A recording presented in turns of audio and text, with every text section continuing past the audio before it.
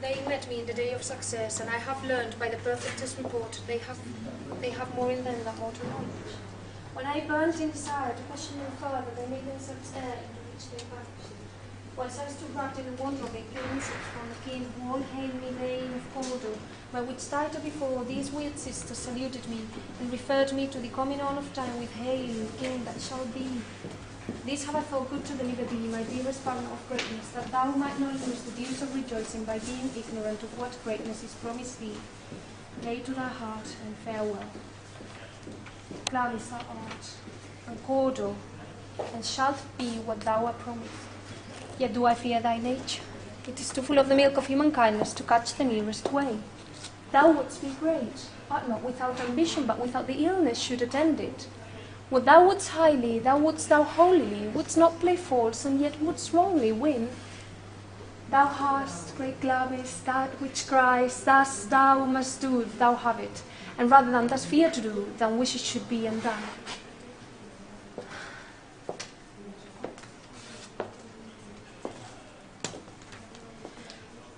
Hie thee hither, that I may pull my spirits in thine ear, and chastise with the valour of my tongue all that impedes thee from the golden round with fate and metaphysical aid that seem to have thee crowned with all. What is your tidings? The king comes here tonight. Is not thy master with him, who would so have informed for preparation? Please you, it is true. Alvain is coming. One of my fellows had a speed for him, who, almost dead for red, would have almost made out with his matches. Give him tending, he brings great news. The raven himself is crows the fatal entrance of Duncan under my battlements. Calm you spirits, pretend no mortal thoughts, and sex me here and fill me from the crown to the toe. Top full of direst cruelty, make thick my blood, and stop at the excess and passage to remorse, that my kin have seen not the wound it makes, nor heaven peep through the blanket of the dark to cry, hold, hold! Great Glamis, worthy Cawdor, greater than both by the all hail hereafter. Thy letters have transported me beyond this ignorant present, and I feel now the future in the instant. My dearest love, Duncan comes here tonight. And when goes hence? Tomorrow, as he purposes. Oh, never shall sun that more rosy. Your face, my bane, is as a book where men may read strange maps. To beguile the time, look like the time, though welcome in your hand, your eye, your tongue. Look like the innocent flower, but be the serpent under it. He that's coming must be provided for, and you shall put this night great business into my dispatch, which ought all the nights and days to come give solely sovereign sway and masterdom. We will speak, Father. Only look up clear. Too old to favour ever is to fear. Leave all the rest to me.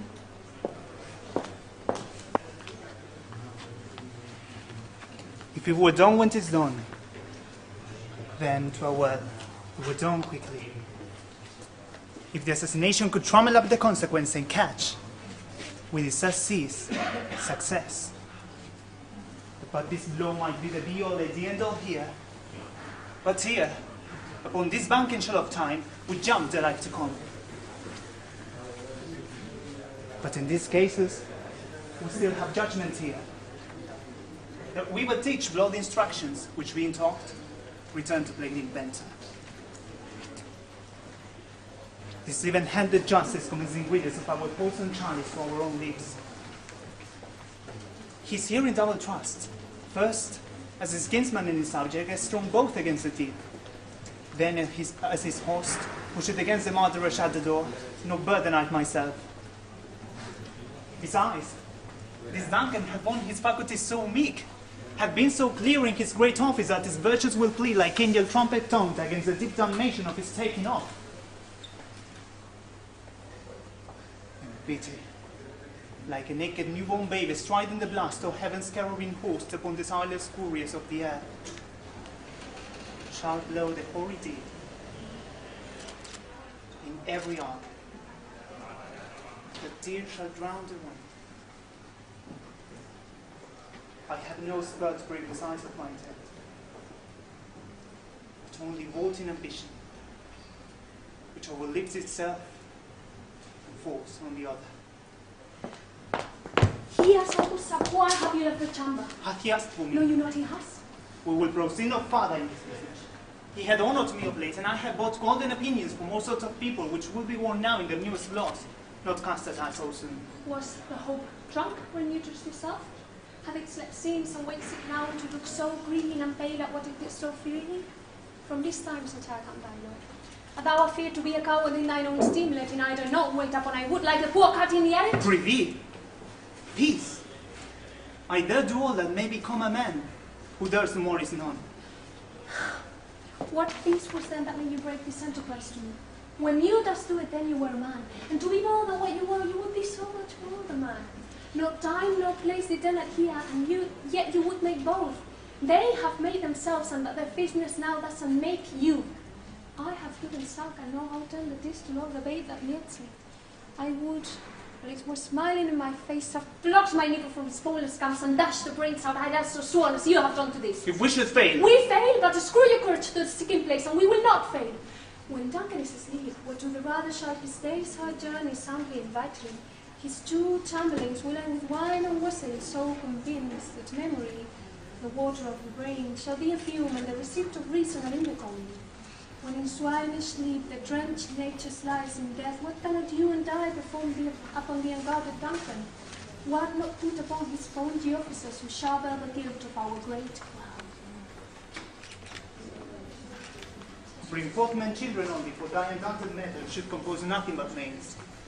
Will it not be received, when we have marked with blood the sleepy two of his own chamber, and use the buried daggers that they have donned? Who does receive it all thus? We shall make our griefs and clamor roar upon his neck. Unsettled, and bend up each corporal age into his cerebral feet. Away, and mock the time with further show. False face must time what the false heart hath known. Where that quenchant and had given me fire. Peace. It was the old that shrieked, the fatal Velma which gave the stars good night.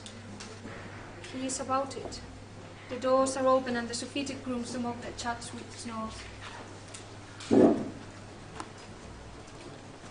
I have dragged the concepts, the death and nature to contend about them whether they live or die. Who's there? What? Ho! I'm afraid they have a wait and 'tis not done. The attempt and not the deed confounds us. I let the daggers ready, he could not miss them. Had he not resembled my father as he slept, I had done it.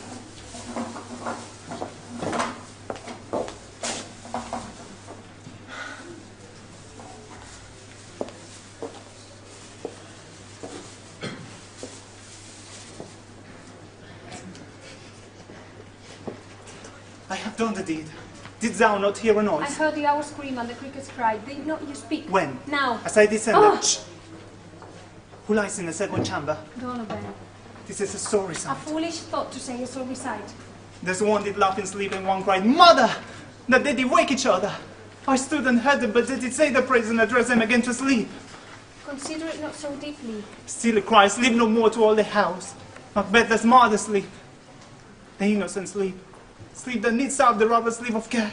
The death of each day's life, so labor's bad. Grim nature's second course, cheap nourisher relies feast. What do you mean? Still it cries, sleep no more to all the house. Glamis had martyr sleep, and therefore Coda shall sleep no more. Macbeth shall sleep no more. This must not be thought of after this way, so it will make us mad. Why did you bring the daggers from the place? They must lie there. Go carry them and smear the sleepy grooms with blood. I'll go no more. I'm afraid to think what I have done. You can't again, either not. Infirm of purpose, give me the daggers. If he do bleed, I'll kill the faces of the grooms withal, for it must seem them.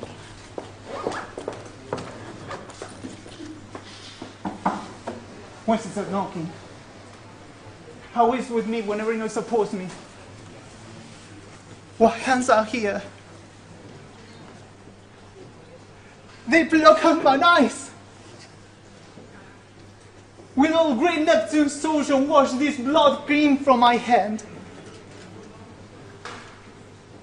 No. This my hand will rather the multitudinous seas incarnadine, making the green one red. answer of your call, but I shame to wear a hat so white. There's knocking at the south entry. Retire we to our chamber, a little water clears us from this deed. How is it was then? Your constancy hath left you unattended. More knocking at the south entry. Get on your nightgown as occasion calls us and show us to be watchers, and be not lost so poorly in your thoughts. To know, my dear, to best not know myself. Where Duncan with thy knocking, I would thou couldst.